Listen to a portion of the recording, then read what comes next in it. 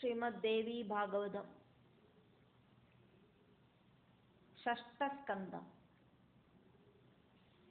ആറാവത് സ്കന്ധത്തിലെ അതാ മംഗളകരമായിരിக்கிற ത്രിംശോ അധ്യായ 30வது അധ്യായം. நாரத மகர்ஷி வியாசருக்கு அவரோட கதையை வர்ணிச்சதையாக்குமே பார்த்துட்டு இருக்கோம். இப்போ நாரத மகர்ஷி இந்த அத்தியாயத்திலையும் அவரோட கதைகளை வியாச பகவானுக்கு வர்ணிக்கிறார். அதனால நாரத உவாച. 1வது ശ്ലോകം.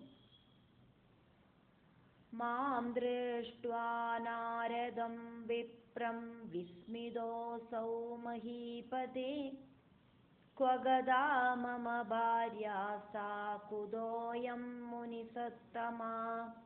நாரத மகர்ஷியான என்ன பார்த்துட்டு அந்த ராஜா அதிசயமா பார்த்தார். என்ன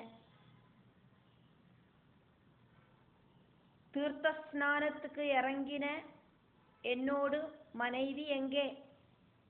இந்த முனிசிரேஷ்டன் எப்படி ஆக்கும்? இங்க வந்தது.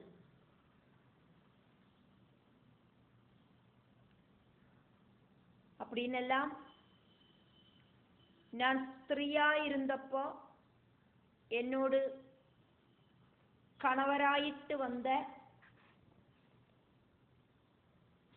அந்த ராஜா இப்படி கேட்டார்.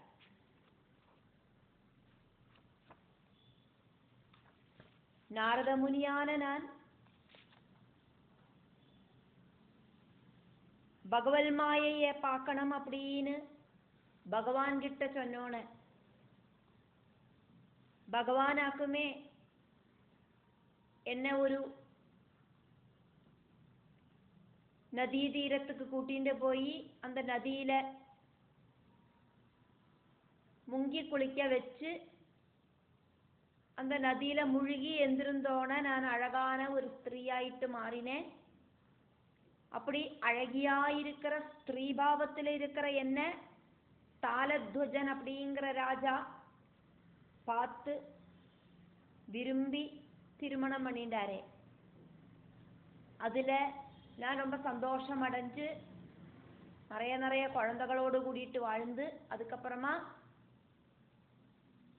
வேற ராஜ்யத்திலேருந்து இருக்கிற ராஜாக்களுமாயிட்டு என்னோட புத்திரர்கள் யுத்தம் பண்ணி அதுல புத்திரர்கள் இறந்து போனோன அந்த துக்கத்தை தாங்க முடியாம அழுதுன்றிருந்த என்னை பார்த்து பகவான் ஒரு பிராமணனோட ரூபத்தில் அங்க வந்து என்ன போய் இந்த நதியில வந்து குளிக்க சொன்னாரே.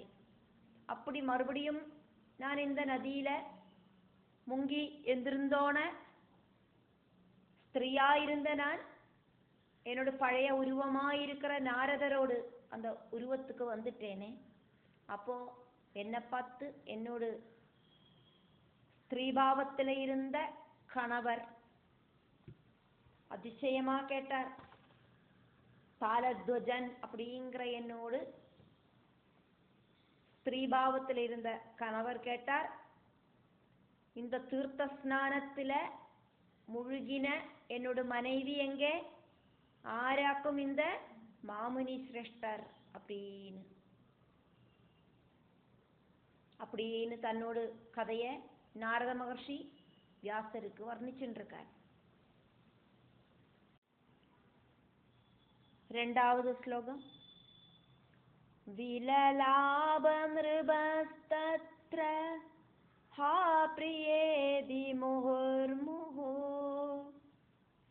ക്വ ഗതാ മാം പരിത്യജ്യ വിലവന്തം വിയോഗിനം.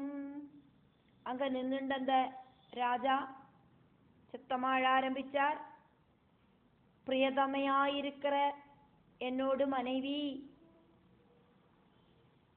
உன்னை காணாம சங்கடப்பட்டு இருக்கிற എന്നെ വേണ്ടാന്ന് വെച്ചിട്ട് നീ എങ്ക പോയിട്ട அப்படின்னு അവർ സങ്കടപ്പെട്ടാർ. മൂന്നാമത് ശ്ലോകം.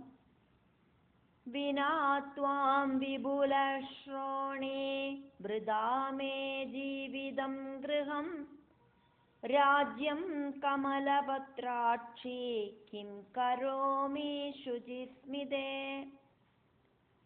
ரொம்ப ரொம்ப மெல்ல நடக்கிறவளே, அழகியாயிருக்கிற என்னோட மனைவி, நீ இல்லாம என்னோட வாழ்க்கை அப்படிங்கிறது அர்த்தமில்லாத வாழ்க்கையாயிருக்கு. நீ இல்லாத என்னோட ராஜ்யமும் அப்படியே. நான் இனி என்ன செய்யட்டும் அழகி, நீ எங்கே இருக்காய்? നാലാമത് ശ്ലോകം. ന പ്രാണാമേ ബഹിര്യാന്തി വിരഹേണ തവാതുന ഗതോ വൈ പ്രീതിധർമ്മസ്തു ത്വാം ഹൃദേ പ്രാണധാരണാത്. நீ இல்லாம எனக்கு வாழ முடியலை. நீ என்னை விட்டு போயிட்டும் என்னோட பிராணன் போக மாட்டேங்கிறதே. என்னோட பிராணன் என்னோட சரீரத்தில் இருக்கே. என்னோட பிராணன் என்னோட சரீரத்தில் இருக்கு. அதை தவிர நீ இல்லாம எனக்கு ஒன்னிலையும் ஒரு சந்தோஷமும் உண்டாகாது. ஏதோ வாழறேன், அவ்வளவுதான். அஞ்சாவது ஸ்லோகம்.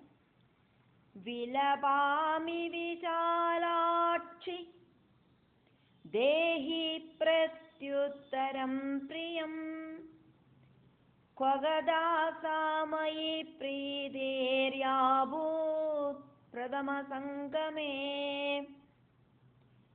பெரிய கண்கள் இருக்கிறவளே, ரொம்ப சங்கடப்பட்டு இருக்கிற எனக்கு திருப்தியை கொடுக்கிற மாதிரி ஒரு ஆன்சர் நீ சொல்லணும். என்னை பார்த்து முதல்ல உனக்கு விருப்பம் உண்டாச்சே, அந்த விருப்பம் இப்ப எங்க போச்சு? என்ன விரும்பாமையாக்குமா நீ இப்போ எங்கிட்டேந்து போயிட்டாய்? ஆறாவது ஸ்லோகம். நிமக்னா கிம் ஜலே சுப்ரோர்பக்ஷிதா மல்ஸ்ய கச்சவை கிரஹீதா வருணேனாஷு மம தௌர்பாக்யயோகதா. ரொம்ப ரொம்ப அழகிருக்கிற என்னோட மனைவி, நீ தண்ணியில முழுகி போயிட்டியோ? தண்ணிக்குள்ள இருக்கிற ஜீவிகள், மீன் முதலை, இப்படி ஏதாவது முன்ன பிடிச்சு சாப்பிட்டு கொடுத்தோ? என்னோடு நேரம் சரியில்லாததால, எனக்கு கஷ்டகாலம் அப்படிங்கிறதுனால ஒன்ன ஜலத்துல இருக்கிற அதிதேவதையாயிருக்கிற, அந்த ஜலத்தோட அதிதேவதையாயிருக்கிற வருணன், வருண பகவான் பிடிச்சுண்டு போயிட்டாரோ? ஏழாவது ஸ்லோகம்.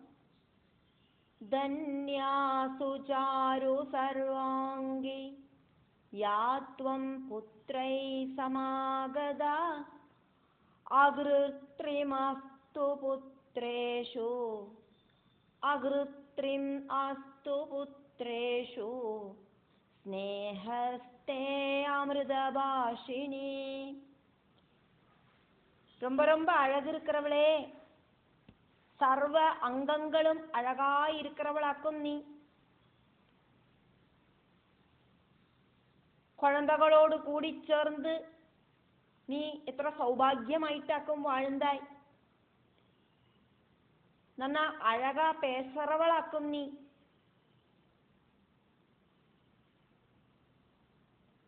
புத்திரர்கள் கிட்ட இருக்கிற உன்னோடு பாசம் அப்படிங்கிறது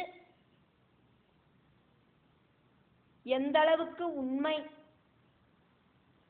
அப்படி இருக்கிற நீ இப்போ காணாம போயிட்டியே.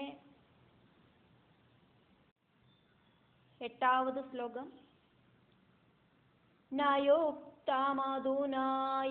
மாம் விஹாய த்ரிதிவம் கதா விலக்ஷ்யமாண ബലവന്തം പതിം ദീനം പുത്രസ്നേഹേന യന്ത്രിത. இருந்தாலும் புத்திரர்கள் கிட்ட இருக்கிற பாசத்தால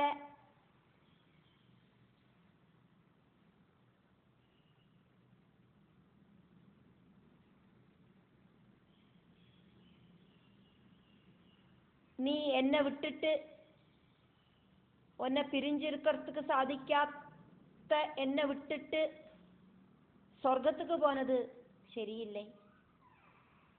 என்னை தனியா இந்த பூலோகத்துல விட்டுட்டு நீ மட்டும் போனது சரியில்லை. 9வது ஸ்லோகம்.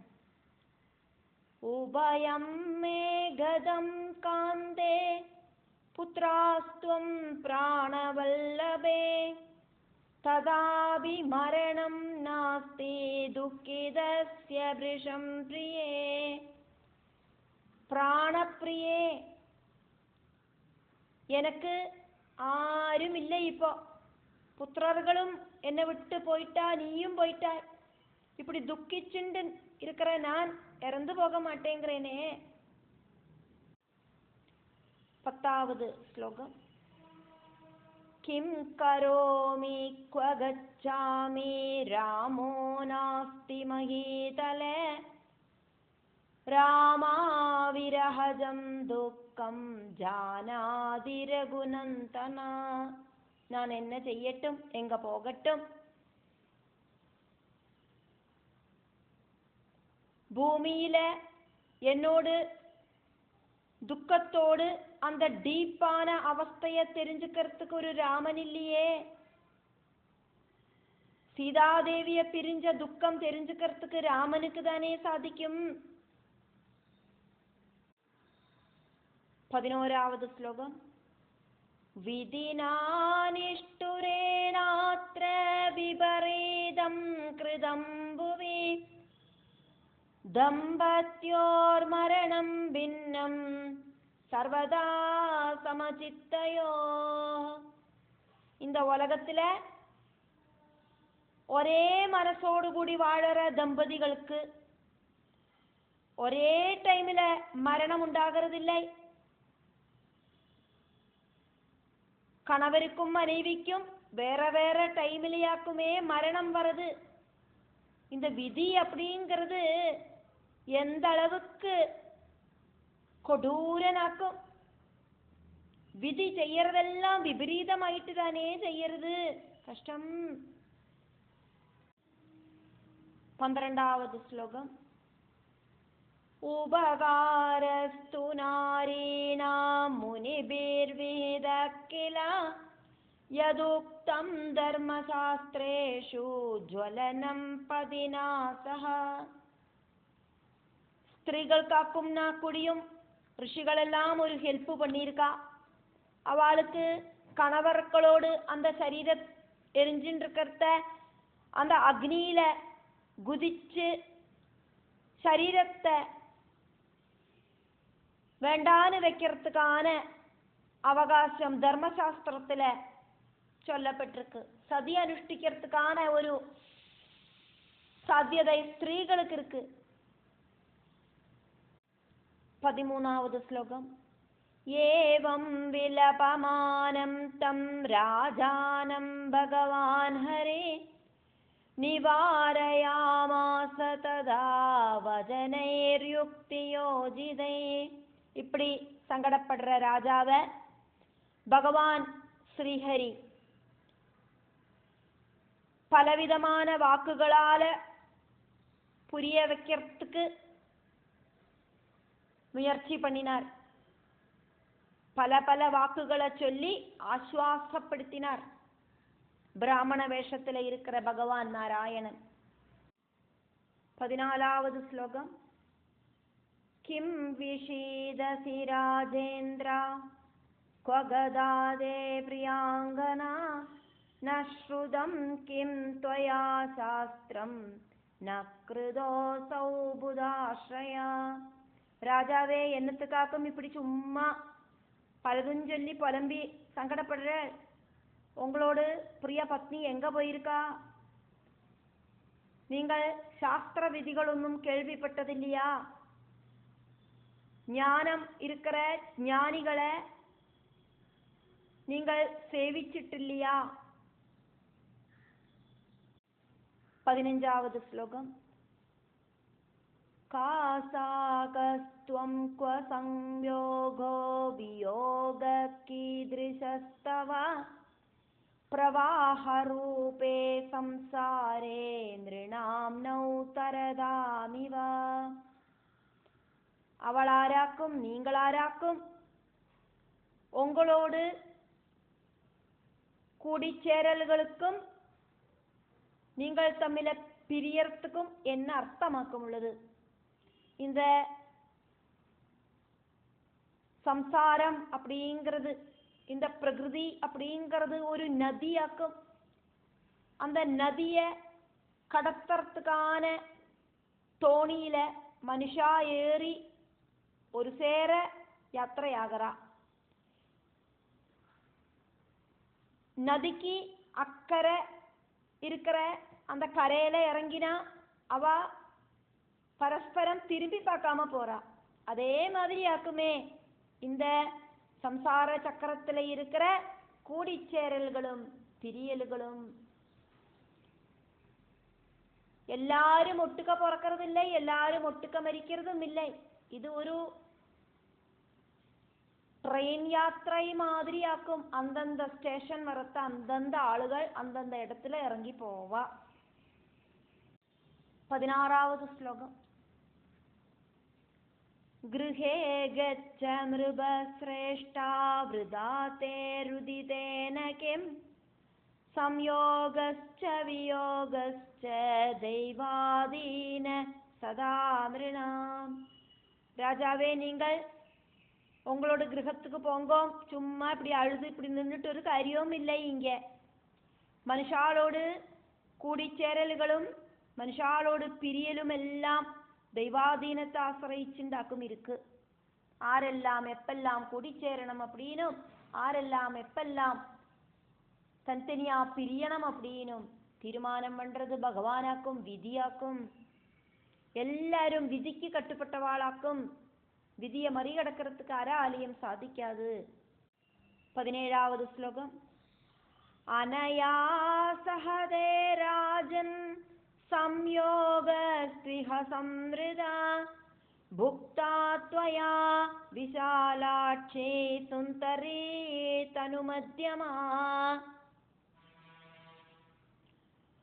நீங்கள் அந்த அழகிய பார்த்தது இங்கே ஆக்குமே, இந்த சரசு கிட்ட வச்சுட்டாக்குமே. அந்த அழகிய உங்களோட மனைவி ஆக்கிண்டு நீங்கள் ரொம்ப சந்தோஷமாயிட்டு வாழவும் செஞ்சாள்.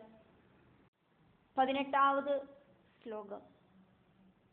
ந திருஷ்டௌபி தராவஸ்யாஸ்த்வயா ப்ராப்தா சரோவரே காகதாளி பிரசங்கேன யத்பூதம் தத்ததாகதம்.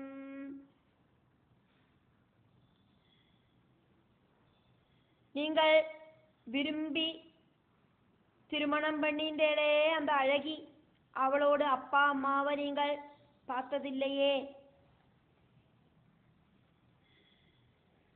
இந்த சரசில காகதாளிய நியாயம் மாதிரி அவளை உங்களுக்கு கிடைச்சது. அதே மாதிரி நஷ்டப்படவும் செஞ்சது அப்படின்னு நினைச்சுண்டா போரும். காகதாளிய நியாயம் அப்படின்னாக்கா அன்எக்ஸ்பெக்டட் ஆயிட்டு.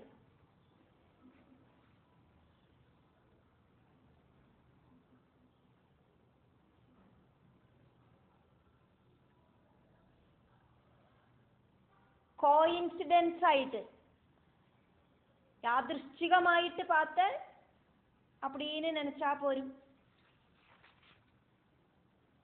அதே மாதிரி அன்எக்ஸ்பெக்டட் ஆயிட்டு நஷ்டப்படவும் செஞ்சது அவளை அப்படின்னு நினைச்சா போரும். நடந்தது ஒரு ஆக்சிடென்டல் சம்பவமாயிட்டு நினைச்சா போரும் ராஜாவே அப்படின்னு பகவான் சொன்னார். 19வது ശ്ലോകം. മാശോകം കുരു രാജേന്ദ്ര കാലോദി ദുരിതക്രമ കാലയോഗം സമാസാദ്യ ഭുങ്ക്ഷ്വഭോഗാൻ ഗൃഹേയതാ. രാജാവേ, அதனால நீங்கள் துக்கிக்காம இருங்கோ. காலத்தை எதிர்த்து நிற்கிறதுக்கு நமக்கு சாதிக்காது. உங்களோட கிரகத்துக்கு நீங்கள் போங்கோ. காலத்துக்கு தகுந்த மாதிரி இனியுள்ள வாழ்க்கையை நீங்கள் வாழுங்கோ. கிடைக்காததை நினைச்சு சங்கடப்படாதங்கோ. என்ன உங்களுக்கு விதிச்சிருக்கோ அதுபடி வாழுங்கோ. சரீரம் அப்படிங்கிறது அழியக்கூடியதாக்கும் அப்படிங்கிறத தெரிஞ்சுண்டு நீங்கள் இனியுள்ள காலம் வாழுங்கோ. 20வது ശ്ലോകം. യദാഗദാഗദാ സാധു തദൈവ വരവർണിനി യദാ പൂർവം തദാ തത്ര ഗച്ഛ കാര്യം കുരു പ്രഭോ. அந்த அழகி எப்படியாக்குமோ வந்தா அப்படியே போகவும் செஞ்சுட்டா. முன்னால நீங்கள் எப்படியாக்குமோ உங்களோட வேலைகள் எல்லாம் செஞ்சுட்டு இருந்த அதே மாதிரி இனிமேயும் உங்க வேலையெல்லாம் செய்யறதுக்கு கிளம்புங்கோ. இங்க நின்று அழுதுட்டு ஒரு பிரயோஜனமும் இல்லை. 21வது ശ്ലോകം. ருதிதேன தவாத்யைவ நாகமிஷ்யதி காமினே விருதாசோஜதி பிருத்வீஷா യോഗയുക്തോ ഭവാതുന. പൊലമ്പി അഴുതതാലെയൊന്നും അവൾ തിരുമ്പി വരമാട്ടാ. அதனால ராஜாவே சங்கடப்படாதக்கி மனசை சொஸ்தமாக்கிறதுக்கு முயற்சி பண்ணுங்க. 22வது ശ്ലോകം. ഭോഗ കാലവശാദേതി തദൈവ പ്രതിയാദിച നാത്ര ശോകസ്തു കർത്തവ്യോ നിഷ്ഫലേ ഭവവർത്മനി. സൗഭാഗ്യങ്ങൾ കാലத்துக்கு தகுந்த மாதிரி வரதாக்கும், அதே மாதிரியே போகவும் செய்யும். வாழ்க்கையோடு வழியில நின்னுண்டு நீங்கள் சும்மா இப்படி அழுது புலம்பின்னு இருக்க, அதனால ஒரு பிரயோஜனமும் இல்லை. 23வது ശ്ലോകം. നൈഗത്ര സുഖ സംയോഗോ ദുഃഖയോഗസ്തു നൈഗത ഘടികായന്ത്രവത് കാമം ഭ്രമണം സുഖ துக்கயோ. ஒரிடத்துல மட்டும் நிற்கிறதில்லை இந்த சுகம், அதே மாதிரியே தான் துக்கமும் மாறி மாறி வரும். கடிகாயந்திரத்தை மாதிரி, ஒரு வாட்சு மாதிரி, வாட்சில சின்ன முள்ளும் பெரிய முள்ளும் எப்படி ஆக்குமோ சஞ்சாரம் பண்றது, அதே மாதிரி சுகதுக்கங்கள் இப்படி நகர்ந்துட்டே இருக்கும். சுகம் மாறி துக்கம் மாறி இப்படி வந்துட்டே இருக்கும். ராத்திரியும் பகலும் மாறி மாறி வரா மாதிரி, வாட்சில இருக்கிற அந்த கடிகார முள்ளுகள் மாறி வரா மாதிரி இப்படி சுகதுக்கங்கள் மாறி மாறி வரும். 24வது ശ്ലോകം. மன கிருத்வா ஸ்திரம் பூபா குரு ராஜ்யம் யதா சுகம் அதவான்யஸ்ய தாயாதே வனம் சேவய சாம்பிரதம்.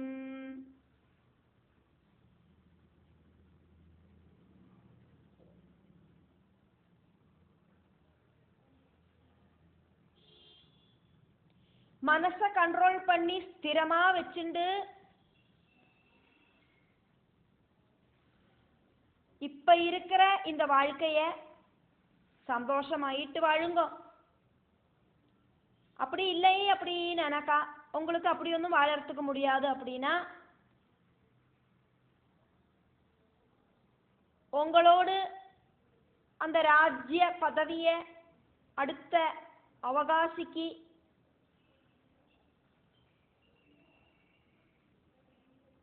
அதிகாரப்படுத்தி கொடுத்துட்டு வானப்பிரஸ்தம் സ്വീകരിച്ച് ഭഗവാനെ സേവിக்கிறதுக்கு கிளம்புங்க. உங்களுக்கு எப்படி சௌகரியமோ அப்படி செஞ்சுக்குங்க. இப்படி அழுது புலம்பிட்டு ஒரு காரியமும் இல்லை. 25வது ஸ்லோகம். துர்லபோ மானுஷோ தேஹா பிராணினாம் க்ஷணபங்குரா தஸ்மின் ப்ராப்தேது கர்த்தவ்யம் சர்வதைவாத்மசாதனம். എത്രയോ ജന്മങ്ങൾ ഇതില്